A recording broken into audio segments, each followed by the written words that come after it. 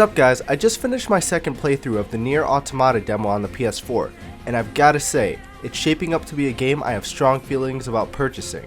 Now, I've never played the original Nier game, but from what I understand, the series is a spin-off of the Drakengard games, which I have played. Now, from the demo, I think I have a pretty good idea on what I'm going to like about this game, and what I'm going to dislike about it. But these are simply my impressions from the demo.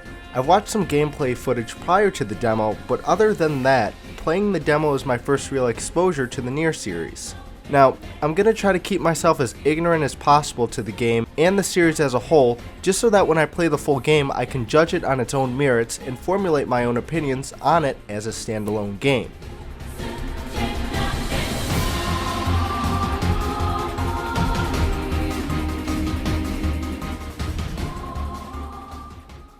So first, let me tell you about the gameplay. Enemies are jamming our signal. Nothing's ever easy. It's how Final Fantasy 15 should have been. Well, the combat system anyways. The combat feels incredibly smooth and responsive. Hitting enemies with your melee attacks is like smashing your girlfriend without a condom. Seriously, it feels smoother than a baby's bottom. And I'm no pedophile, but I've heard they're pretty fucking smooth. Even aerial attacks makes you feel like you can go outside right now and beat the shit out of a seagull for stealing your french fries. There's also a shooting mechanic that allows you to lock onto enemies, but let's face it, you're better off just lining up the reticle yourself and blasting the shit out of these robotic flans. You really gotta pick up the controller yourself and try it out. It's an incredibly satisfying feeling to slay your enemies in this game. It definitely has a Devil May Cry and Drakengard feel to it, being that those games are hack and slash as well, but here it feels redefined for the next gen consoles. There's also this evasive maneuver where if you hit R2 at the perfect time, you will dodge any enemy's incoming attack and sometimes even automatically counter, which truly feels OP. But trust me, it's definitely not a complaint. There will likely be ways to upgrade the combos you can pull off in this game, which will add a lot of depth to the combat system. But again, I really wish Final Fantasy 15 used this game's fighting mechanics because it's just so fluid and responsive. Another thing about the gameplay is that it has forced perspective, meaning the game will go from a 2D platformer to a 2D side-scroller, and so forth. Now, from some gameplay footage I checked out on YouTube, the original Nier game was like this too, and here, it feels ever so fresh to transition between these perspectives during platforming and combat. Usually this sort of thing, if done improperly, feels gimmicky because it breaks up the pace of the game and even causes mishaps. But here it's done pretty well and makes the game sedated.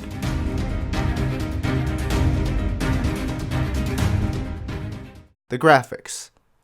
Man, this game is on par with Final Fantasy 15. No shit, it's published by the same fucking company, you dumb cunt. I'm not sure how much free roaming will be included in this game, as it does play like your typical hack and slash game, going hallway to hallway, defeating all enemies in a designated area before moving on type of thing. But as long as the game keeps a similar flow to the demo, I don't think I'll mind it much. To be honest, I'm not really interested in exploring a post-apocalyptic world in 4K anymore, as I can watch The Walking Dead or head down to Detroit, Michigan. But what I am excited to see is how this game handles its world and its characters. Which brings me to my next point, the story and the characters. Yeah.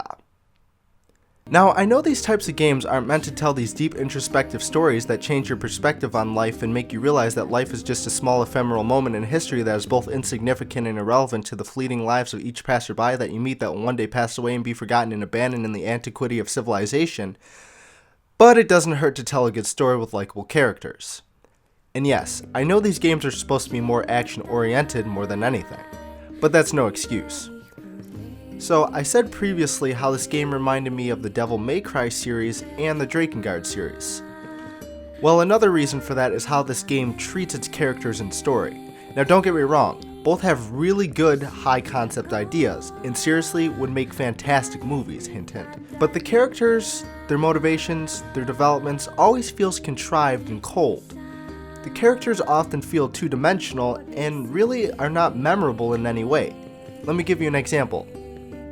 So in the demo, you have your main character 2B that you control and an assistant who comes to help you on your mission named 9S.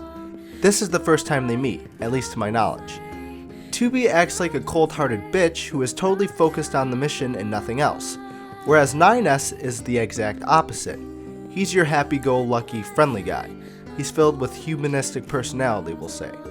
Throughout their journey, 2B kinda treats 9S like shit, and although at the end he risks his life to save 2B, 2B suddenly cares and feels sad that 9S is dying. The issue I have with this is that 2B has the personality like she's been through this situation plenty of times. She's seen the heat of war, lost her family, accidentally killed her dog, so for 2B to feel any sort of emotional connection to 9S, despite him even saving her life, seems kinda forced. Their species is similar to that of an android, and what would make more sense for 2B to feel an emotional connection toward 9S would be if he said something that changed her own militaristic, headstrong perspective. Let me make a shitty example for you. Who the fuck are you? I'm 9S. You're really pretty. Flowers and birds are also pretty too. You're not supposed to have any emotions. Focus on your mission. Okay. Have you ever thought why people fight? Why can't we all just get along and enjoy flowers and birds together? No, I never thought of it like that. That's an interesting perspective.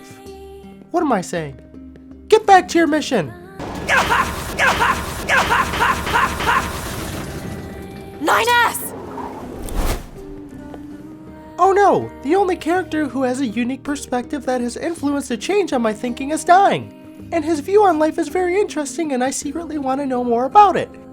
And then 9S dies along with his personality and viewpoint on life, therefore affecting 2B in an emotional sense because she's never met anyone with that perspective. But instead we'll probably just get a bunch of contrived artificial characters who lack natural motivation and are unlikable, including the main character. Oh well. Anyways, I'm going to be buying the game and playing the shit out of it regardless. And if you haven't already played it, I suggest you at least check it out yourself. If you liked the video, be sure to drop a like and comment down below with your own impressions of the game. Don't forget to subscribe and I'll see you guys in the next one. Enemy subunit. Behavior table adjusted.